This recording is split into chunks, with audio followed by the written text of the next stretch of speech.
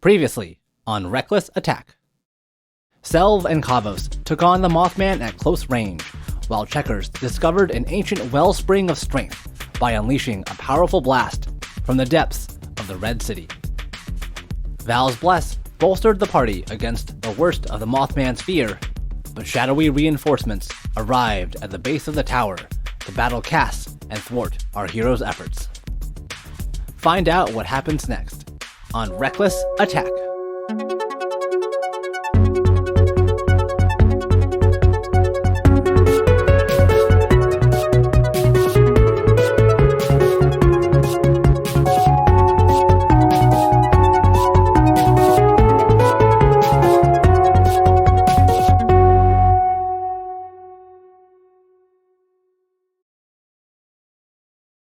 Why, hello, everybody.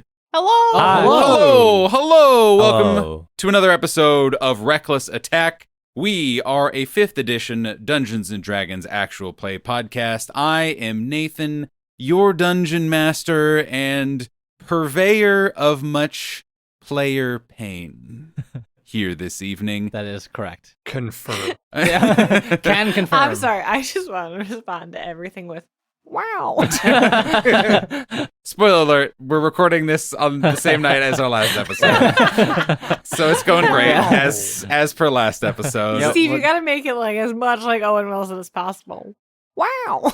See, your version of that is like, see, yeah, yours sounded a little bit more like a human being saying it. And then Sophie, your version is like, I need the cartoon Wes Anderson version. Exactly. It is that, or it is like you're going to an arcade and it's like the 1980s like fighter version where you are playing as Owen Wilson, but made of pixels. And wow, over and over. But I like both, to be clear, but speaking of players who are now and soon will be in pain via either their characters or direct confrontation dueling with me IRL, to my right is... Hi, everyone. My name is Steve, and I am playing Selv Asterlin, the Dragonborn monk, who, I don't know how to put it, failed a couple saving throws. Yep, yeah, accurate. Hopefully, this being a new episode, we have reset now, and we can move forward with some successes here so that Selv is not just a pretty face in combat. But you are still very dramatically hanging from the side of a bell tower. I am. And that's pretty cool. And 100% deaf. So, good news. Any additional sonic attacks? I think I'm immune. Yeah, exactly. I think we're fine. But yeah, actually. Always end on a good note.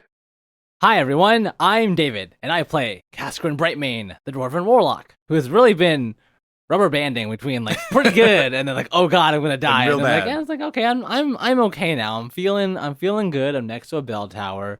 There's cover. There's a Mothman. There's friends, kind of. It's an okay time. It evens out. Yeah, it's an average, perfectly normal time. Hi everyone, I'm Jonathan, and I have been thinking about what a combination of Checkers and the Obelisk looks like. Am I playing the Chobelisk? You have truly merged into one entity. The city of Chegmar?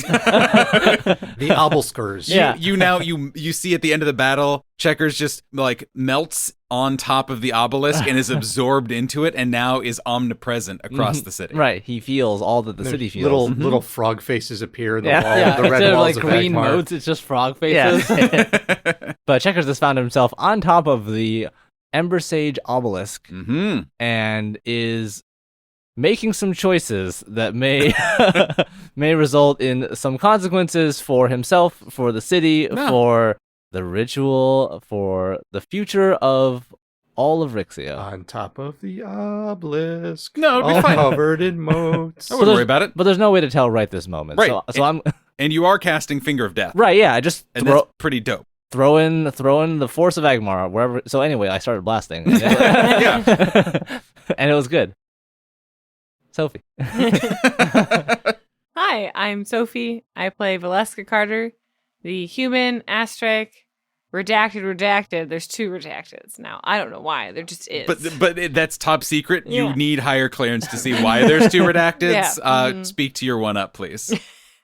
We were gonna reveal lore, not make more of it. You were the chosen one. Ah, And suckers. she chose violence. Mhm. She's of the Arcana domain. I don't think I got to that. Of a cleric of the Arcana domain, Mhm. and is feeling all right. Has an AC of 17. We'll see how long that lasts. Sophie made Buffs very on buffs clear. on buffs. Like before we started recording, she's like, I just think it's important for everyone to know she has an AC of 17 right now. And we're like, yeah. But all hell I've yeah. been doing is saving throws. Yeah, we Yes. haven't been attacked yet. We've just been like Just saving step throws. closer. That's all. That's all. Oh, I've got plans. Oh no, Val and Melee once again, dire situations, as we all know. The hand axe comes out. I don't know. The last time she went into melee, she was swole. That's true. I don't think I never actually got to melee. No. in that fight. No, Well, you went into it. You just Yeah, didn't yeah. fully get. Yeah. didn't do anything. See episode 32. Who knows? Between 15 and 40. Go, Yes. go listen to all of them. Yeah. Because Listen we to don't all- know. Yeah, like If you've gotten to this point, go back and listen to them again. Yeah, or if you're new, thank you so much for coming. Really appreciate it. We do try to make a real effort to ensure that everyone's first exposure to Reckless Attack is a good one, regardless of where they jump in. However, the vibe is weird. We're punch drunk. There's a lot going on. And there's a lot of good episodes ahead We're of in us. the middle of a boss battle that I feel like you maybe need some context. Yes, yeah, to really exactly. appreciate. Go So- back at least one episode. Yeah, just right. one. Just one episode, I think, would really set you up for success. Speaking of, hey, we're in the middle of a boss fight right now. There are two Dragonborns who are on either side of a bell tower. There is a dwarven warlock, who is at the foot of said bell tower. There are a human asterisk cleric, redacted, arcana domain cleric, redacted, who is some degree of battle trigonometry away. There is a very sleepy turtle, not too far behind you guys. And then there's Trenkar. No. Yep. There is a small frogman who is at the top of a giant black stone obelisk in the middle of a pyre casting, 7th level spells? Yeah. 5th level spells? 7th level spells. And also, a large minotaur just got yanked by shadows into an alleyway. Oh, and also, there's a huge creature atop of a bell tower, the Moth Man, after weeks of fighting and learning and trying to stop this creature. The day of returning is here. The day of its attack is here. And you guys are now tasked with stopping it. You know how you know just exactly over this. 10 seconds. About 10 to 12 seconds before the Mothman smashes through not just the arcane protection around this bell tower, but the bell tower itself, and it comes crashing and crumbling down upon not just you, but many other people still in this square. But we start back into combat. We skip the Mothman, go straight to Val. Great. Yeah. Cool, I'm ready. Quick table poll. How does everyone feel about rolling for initiative again? Ooh, Val actually has a good one this time. Checkers has a bad one. I want to use Finger of Death again. Yeah. I'm from the school of you rolled initiative every round, so That's true. Hey, everybody, let's roll for I'm initiative. outvoted. Yeah. Hey. That means all my Mothmen get to roll for initiative too, though, so that's pretty cool. You butts. Selv Ooh, what with do you? a 21. Nice. Wow. Caskrin with a 13. Checkers with a 12. I got a friggin' 8. Oh no! Oh, no. You took away my 19. I have no bonuses. Yes. God, it is really funny. I am a very averagely dexterous person. There's a lot of NPCs and PCs that are going, and it really kind of averaged out to be basically the exact same, except that Val's at the bottom now. No. And that's really Well, that's really the I main think difference. Selv and Val just basically changed Swap. places. Top of the order. You guys are being faced down not only with the Mothman itself, again, this giant creature, this huge creature, mechanically speaking, who has these strange alien, almost moth-like wings sprouting from its back, seems to be almost bulgingly large now, with a strange, giant humanoid skull. But the top of the order comes around, and it is Selv. The first thing I am going to do is basically swing around the immovable rod so that I can stand on it. And then I am going to try to hit this thing with my quarterstaff. Rolling for attack and damage. 16 to hit. Hits. Ooh, okay, Nice. good. Oh, look, a pair of 1s for damage. Oh, no. No. 5 points of damage. And I'm going to attempt with the Fist of Unbroken Air. Roll a fist, truly a fistful of dice. Yes. 18 to hit. That hits. Okay. 7 points of damage. Plus, the Mothman needs to make a strength saving throw. 17 on the die. That's a pass. Okay. Dang. Then they remain standing. Kavos Pyolighter's going, and he's going to once again do a hearty stab. Again, Kavos, the fellow Dragonborn monk, he is red, he is of the Verdant Wave, and he is still clinging to the side of this and has moved from furious uppercutting to furious down slashing and has climbed a little bit higher just to get a different angle, see if different kinds of slashing and punching do anything. Oh, guys, I rolled 19 on the die twice on accident. Wow. All right. Kavos, kill Again, it. once again, the Verdant Wave guys, they're like really good. He rolled almost max damage, Oh, jeez. 11 out of a D12. 11 on a D12, and again just another like slash and tear at the Mothman as he continues. Now does the Mothman's turn. He is going to first probably do a hit upon Kavos because he continues to do many stabs upon him. That hits. Ow! That hits very hard. 17 on the die, and then like almost 20 points of damage. Wow. Jeez. And you see finally, I think for the first time, a wing connects with Kavos, and he is just like rocked. He still is held on. He doesn't have to do any gripping basically because his dagger fist, I guess, is stuck in the side, but is for the first time like rocked, and you see him just kind of wobble a bit. He is also going to do an attack on, I think on Self. 15 to hit. 15 misses. Nice. damn it. Nice. And again, tries to like wing slam down on the both of you. Yeah. Self kind of does a dance on top of this immovable rod just to get out of the way of the wing, and then he comes back into a fighting stance. Checkers, could you make me a wisdom saving throw, please? Absolutely. 11. That's a failure. You, like Kaskrin, see the humanoid skull wrap around the obelisk and the Mothman Uh-huh. and point directly at you. Again, you don't hear anything. Uh-huh. You have no context for what it is doing to you, but you, like Kaskrin, feel this just sharp jab of fear, of pure adrenaline fear course through you as you take not as much damage, just 15 points of psychic damage. You also are so distracted and so afraid that you now take a D4 off of any D20 roll, as long as you are within the presence of the Mothman. That psychic energy just kind of rocks him to his core. But he does manage to maintain concentration on Billiam. Yes. Yes! Thank good. Billiam forever! Billiam is still out there. Somewhere. The mighty frog stack continues. And that is its turn. Bad news, it is now the Shadow Construct's turn.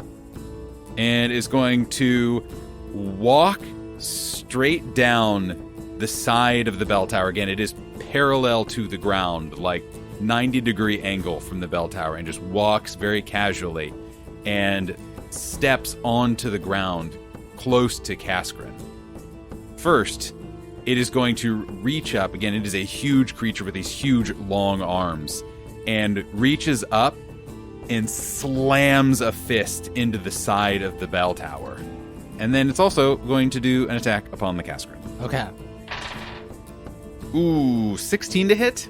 Misses. Ooh. Yeah. So- Luckily, this thing is so slow and so lumbering Yes. as it basically crawls down the side of this building that Kaskrin is able to get out of the way. Yeah, and just steps and is like trying to do too much at once, basically. And you're able to deftly move. That is the end of its turn, and it is your turn, Kaskrin. would you have a rebuttal? I would. I was really trying to think of like what Kaskrin could do in 2 turns that would really be impactful.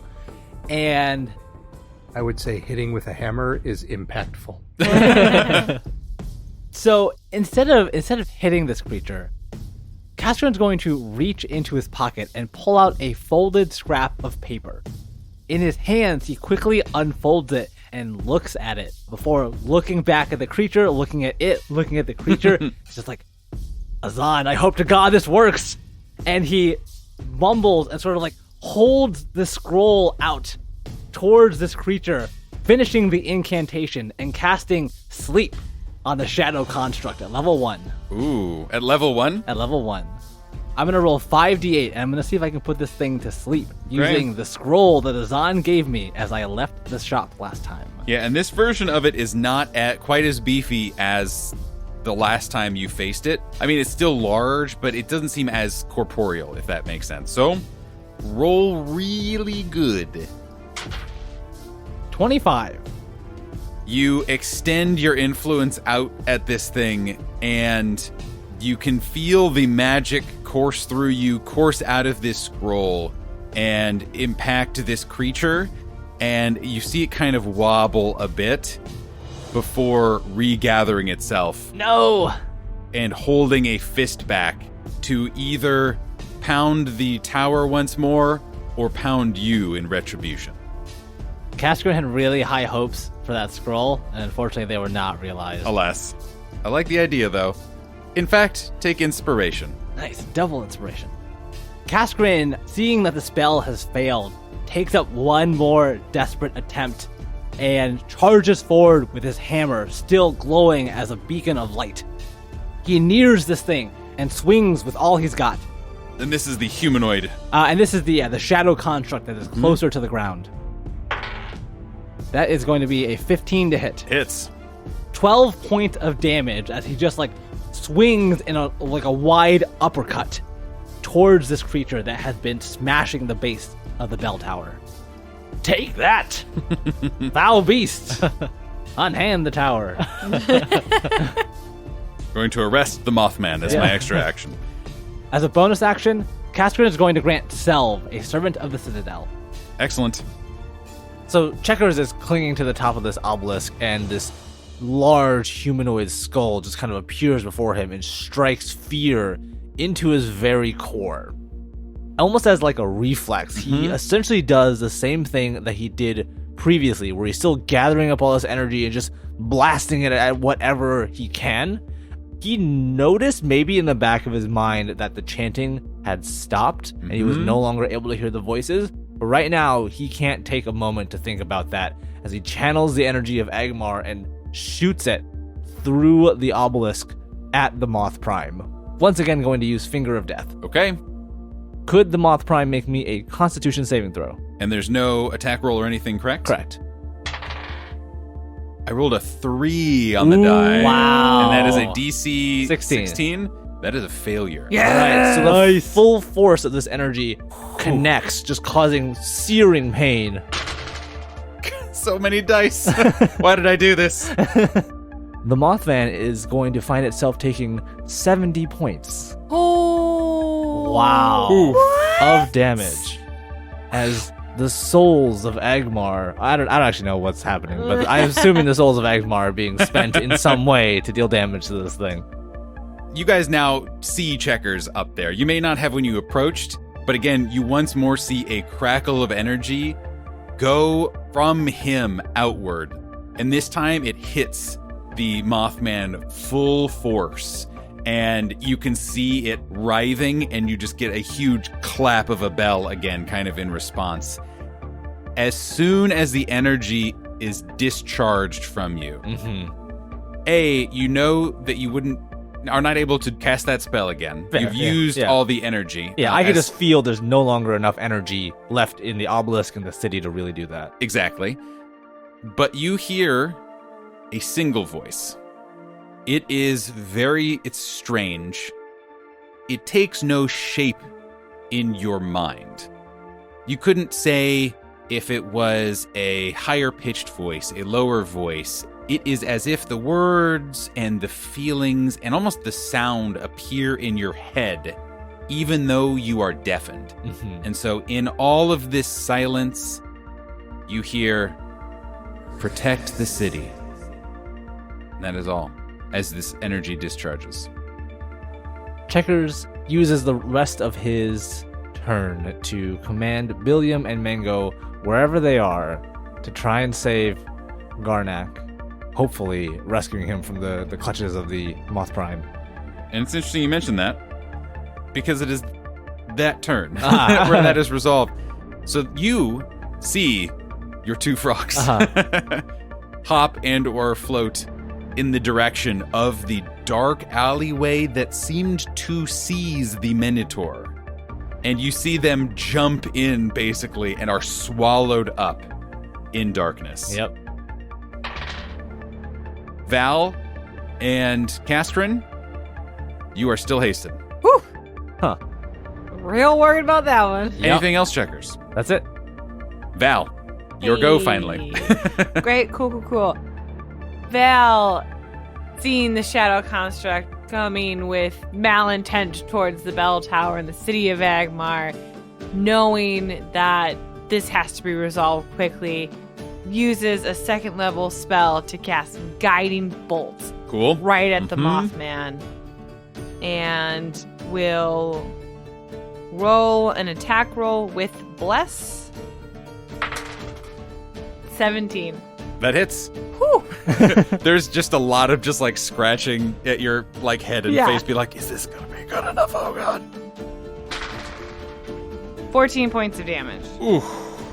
Radiant, holy energy.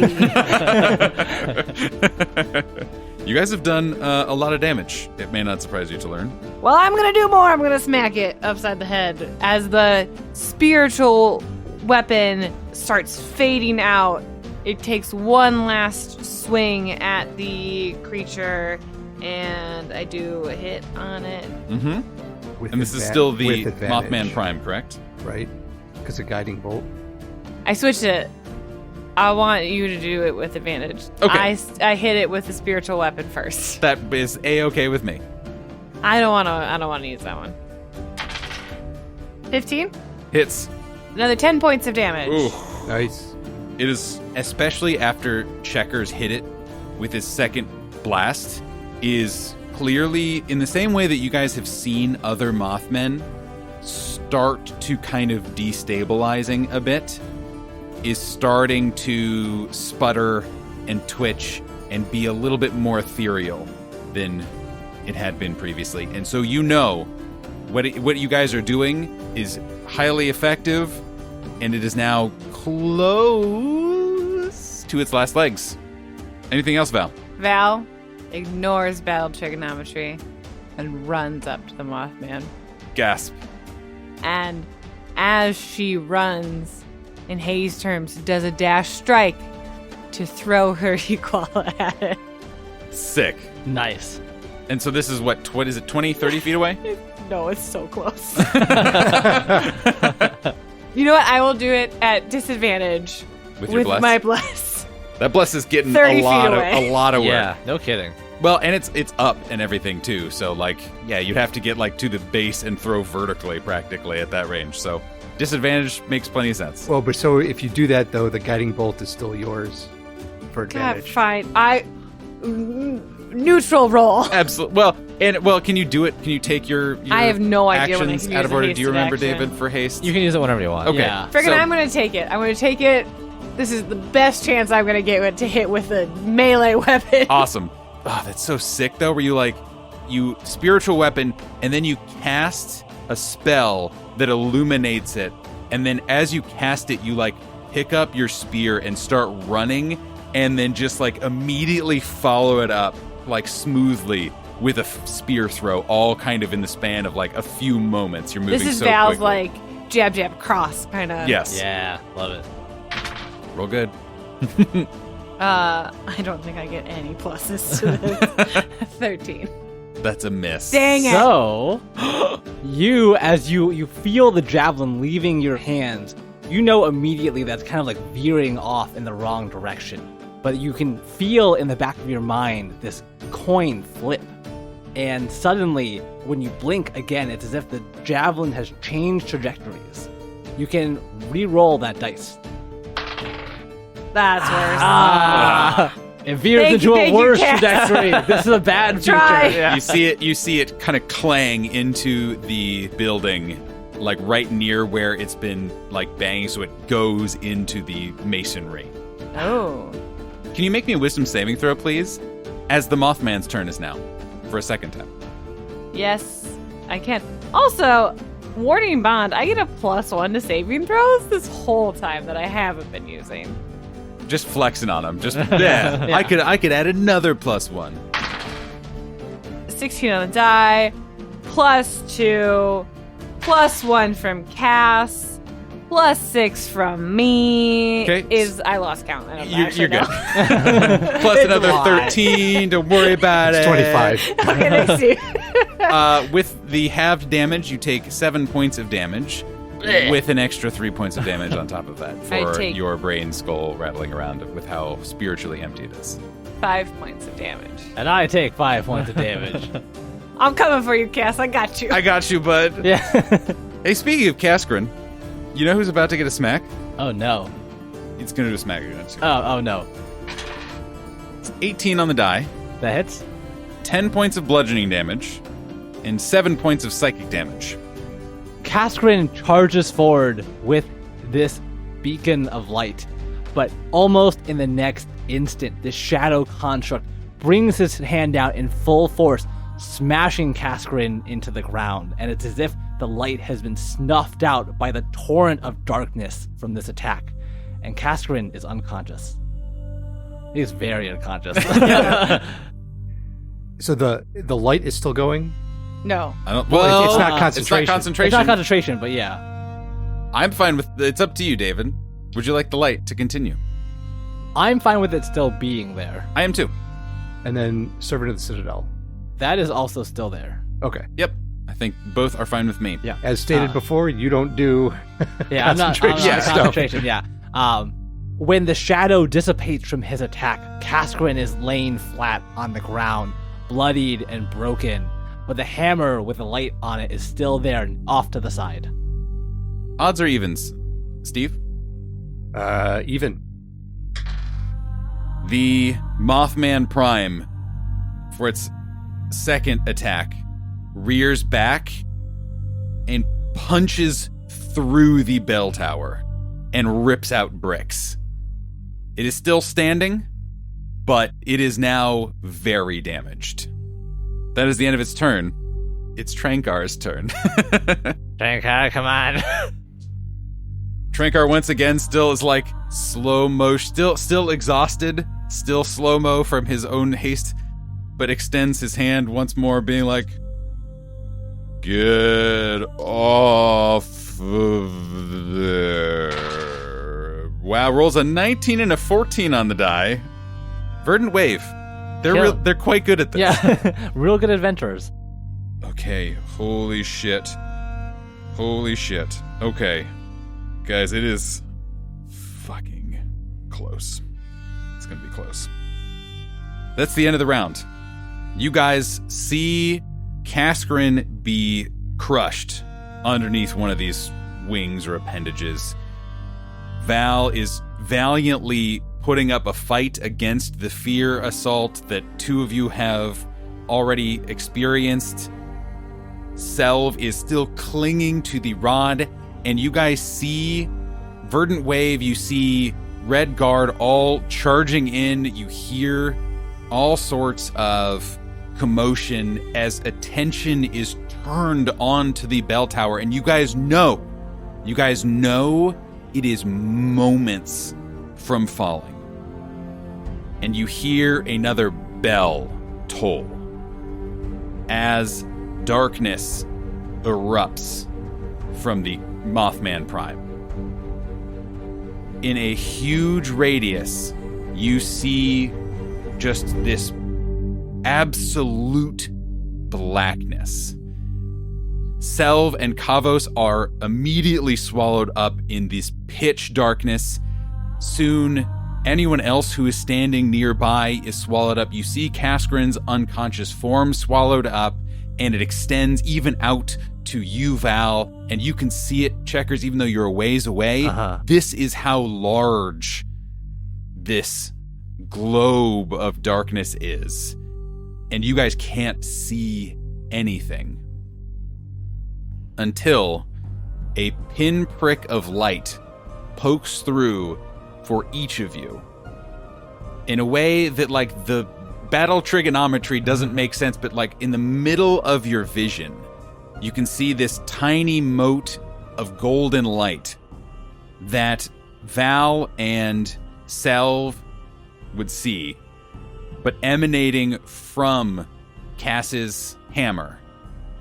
The light expands and pushes back against the darkness and dispels the effect. Yeah. And so it is all cleared again, and essentially nothing happens. Way to go, Cass.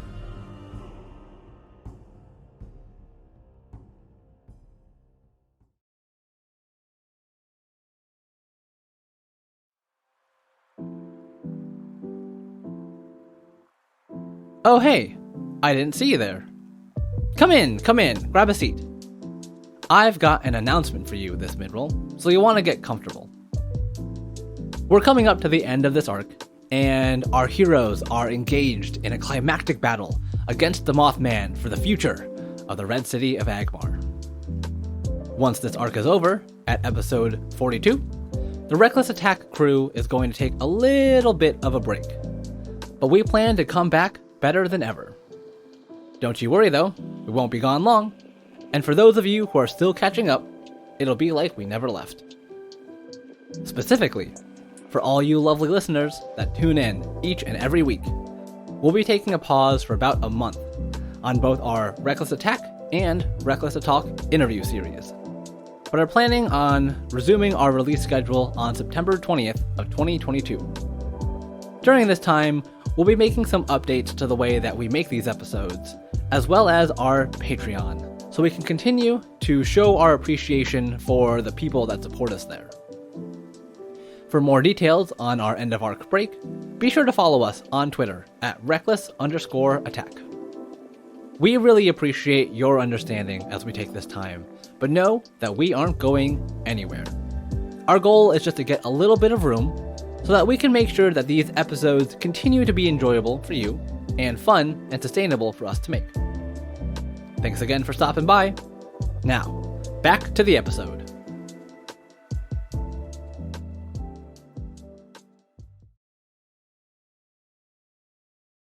Top of the round. Guys, it is very close. Selv, your go. What would you like to do? I am going to try to flip the quarterstaff around and hit it, and then keep spinning and try to kick it and see if we can take this thing down. Mm-hmm. And to add a little bit more drama to the situation, Selv, you know that the Mothman goes after you in initiative, whatever that means, but is about to act. And you see one of its arms start reaching out to you, but instead of its kind of like strange clawed hand, it starts melting and expanding. And you know that it has just absorbed the power of the one that attacked you. The one that was suffocating you, the one that played into your phobias and is reaching out to you, either unconsciously or consciously, and is about to try and grab and suffocate you. So roll good. No pressure. 2 on the die. Then he's going to kind of keep turning and spin and try to kick this thing. Oh, look. no. A 1 on the die. Oh, look, a 1 on that die. So that's, again, 9 to hit. Anything else, Selv? I think You that's could it. move. Can move. It's a risk, but you can do it. Yeah. So I will actually, Opportunity attack? yeah. I don't know what kind of grappling abilities it has now. I'll take the attack of opportunity. But I will, Okay. what I'm going to do is actually step off the rod and then catch it with one hand and click to undo it and drop down to the bottom. Okay. Against the bottom of the tower. Opportunity attack. 20 to hit. That'll hit. No. 10 points of bludgeoning damage Oh, Jesus. and 1 point of psychic damage. All right. So 11 total.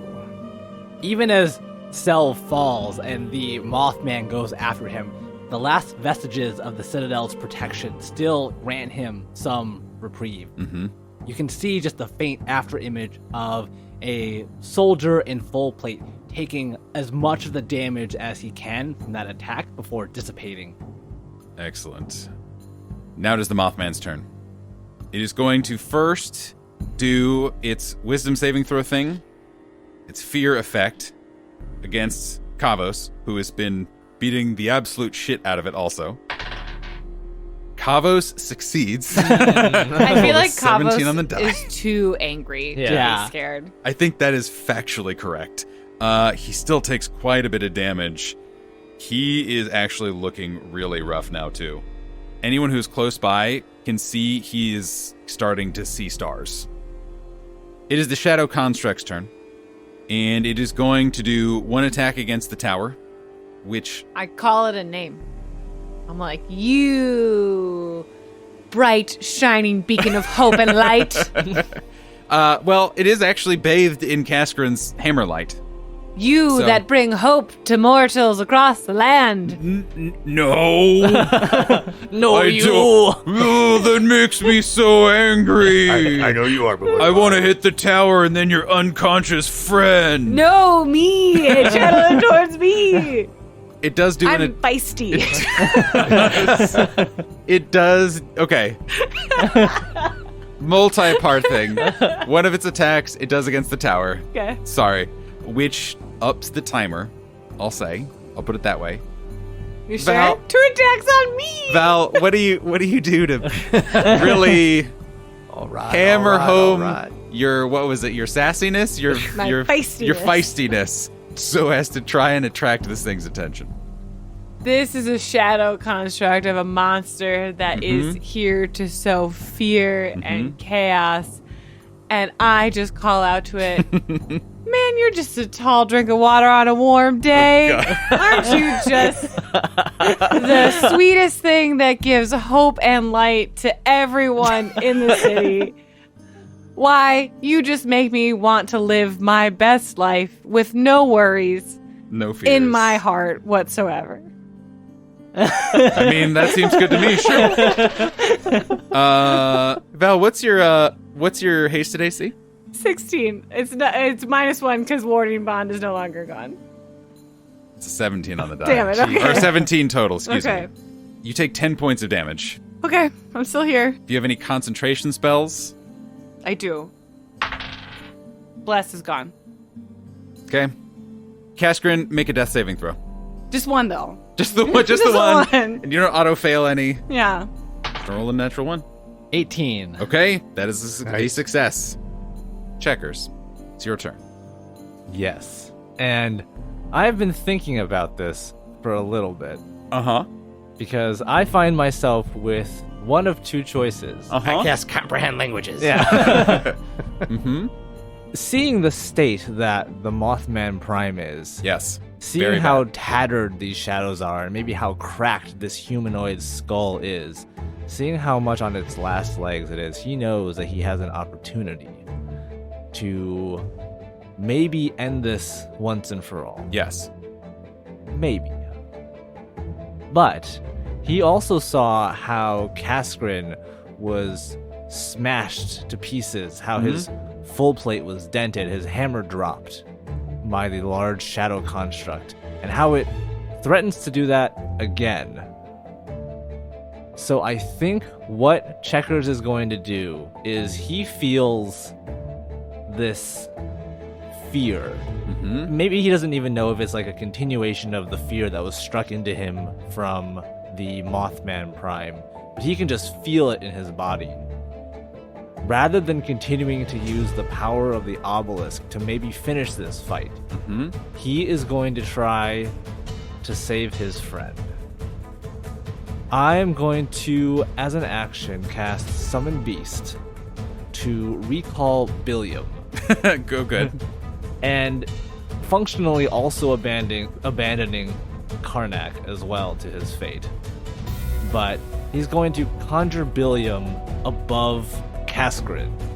And anyone around can just see this big baby blue frog with a large orange and red butterfly just almost appear out of thin air above Kaskrin. And this long muscular tongue wraps around Kaskrin's body and lifts him up. Terrible. It's still so bad. So Checkers is going to, through Billiam, lift Kaskrin up and try to bring him towards the top of the obelisk to where Checkers is. You have no problem doing that. As you are tapping into not the wellspring, not the overabundance of power in the obelisk, but instead your own reserves, your own spells, your own abilities. As you're still making contact with the obelisk, you hear that same voice, that shapeless, formless voice, say to you, "The power of the city is yours. Use it. What are you doing?" But that's all it says. You guys all see Kaskrin start to float up and away. As Kaskrin floats past her, hopefully within range of a healing word, you regain 7 hit points. You're floating in midair. There's a horrible muscle tongue. Oh no! And then she will run forward. As she's running, cast friggin' Sacred Flame. Dexterity saving throw of 14, please. Okay. Very important roll. 18 on the die. Frickin' frick. Val continues running forward. Okay. Anything else, Val? You're still hasted?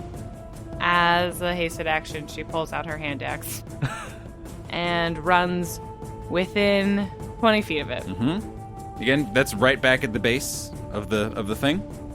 Frickin' chucks her hair. Gus, what? I guess I also have a +2 to hit for this that I didn't use with my Equala last time. Don't forget your inspiration. Yeah. 16 on the die. Yep, that hits. 5 on the die. I don't have anything to add to that. Okay. You don't add your dex bonus to throw? I don't have a dex bonus. I just need this thing to die. Okay. It's the Mothman's turn. It's going to slam the tower for its first attack. And you can see it start to teeter. I also call it a ray of sunshine. Good news, it's going to attack you. 16 on the die. Hits. 9 points of bludgeoning damage. Val's down. Okay. Who else is still up there? Kavos. And Self. Kavos and Self. Selv is at the base of the tower. Odds or evens? Even. It attacks you. 15 on the die. With no bonuses, that misses.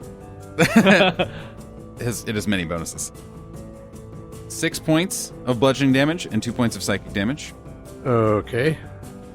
Checkers, could you make me a wisdom saving throw, please? Absolutely. 8. It's a fail. Yeah. 14 points of psychic damage. All right. And your D4 moves to a D6 that you're taking off of your rolls. Oh. It's Trenkar's turn. Come on, Trankar. Get him, buddy. You guys have no idea how, I set myself very specific rules for this combat, and you have no idea how glad I am I set those very specific rules. Trenkar misses twice. No. Ah. We are all sitting back here, so tense. Yeah. No kidding. I don't think I've breathed. I would like Yeah. everyone at this table to remember that I called dibs on Val living. That's It's true. not going to plan. I didn't think it would come to this. Vina, the Red Guard, and Giannis Varga and Barzug of the Verdant Wave come charging up.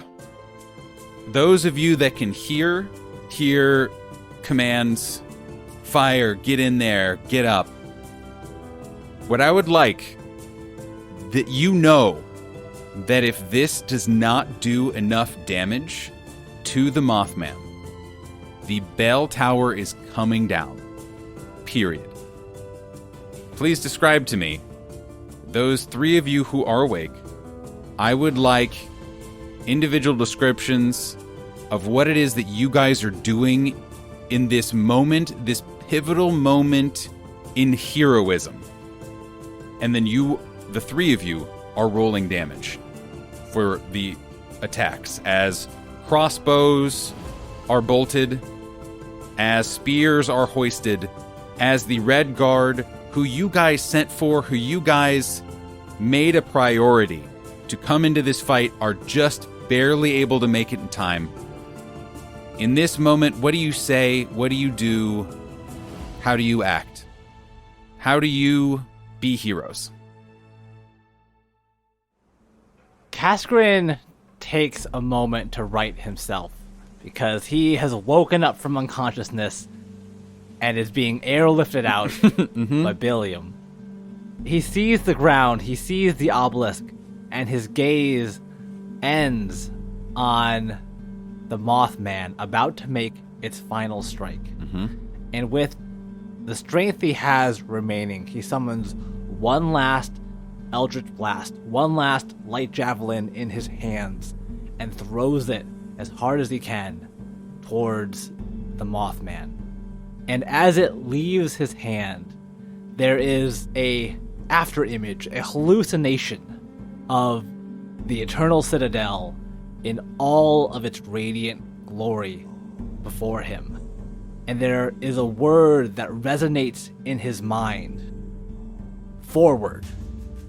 As the javelin flies across the sky, impacting the Mothman, throwing it off balance just a little bit more.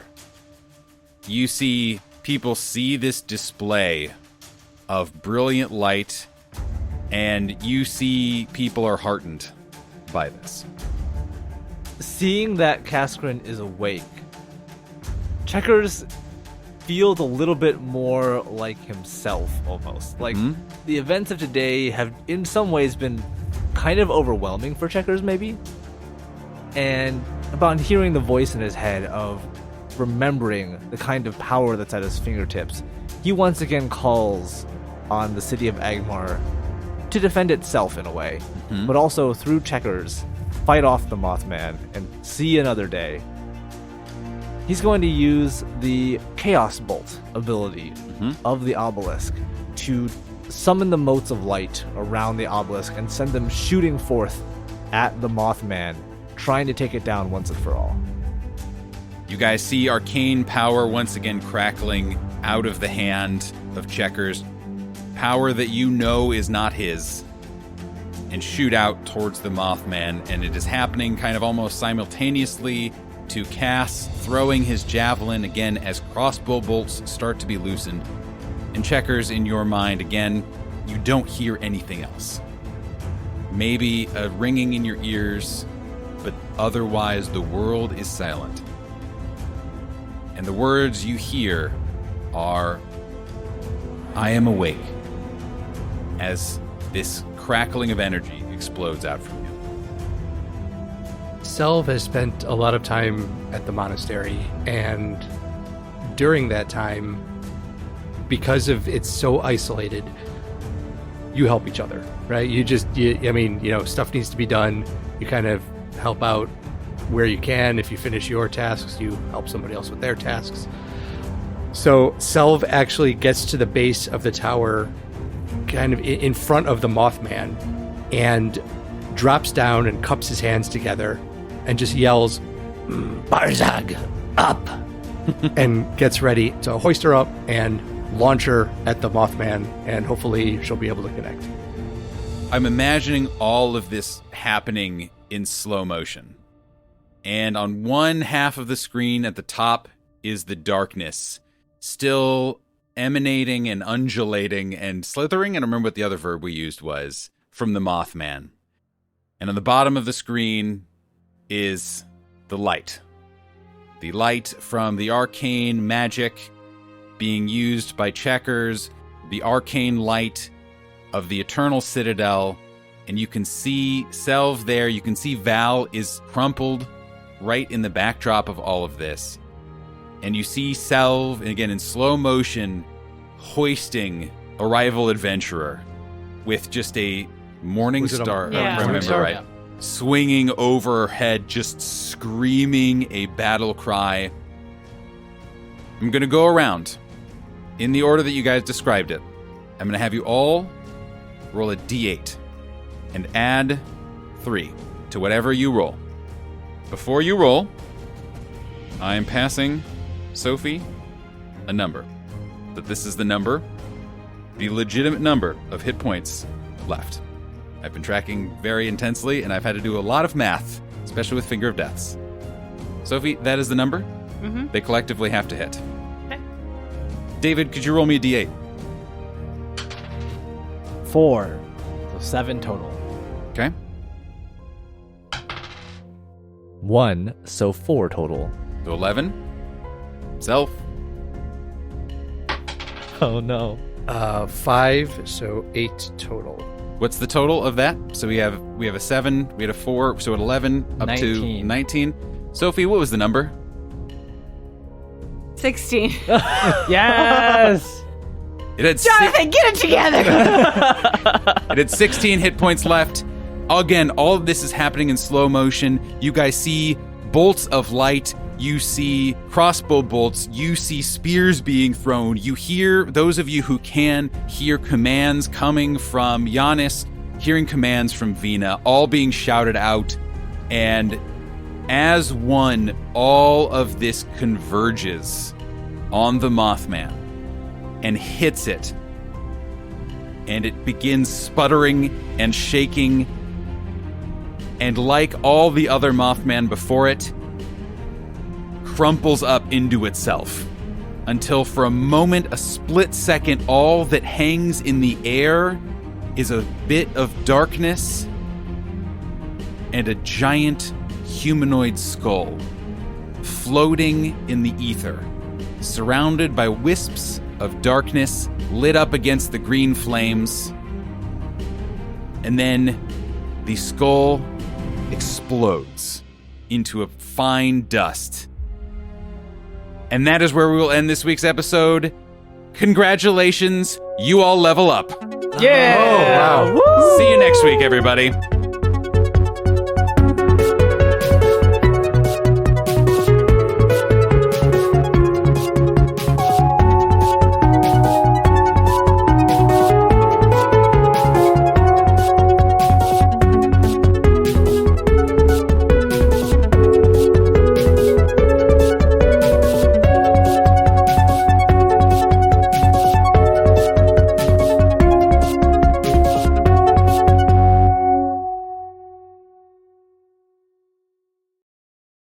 It's Hades. Ooh, pretty good. I don't hate this one. I don't hate this one.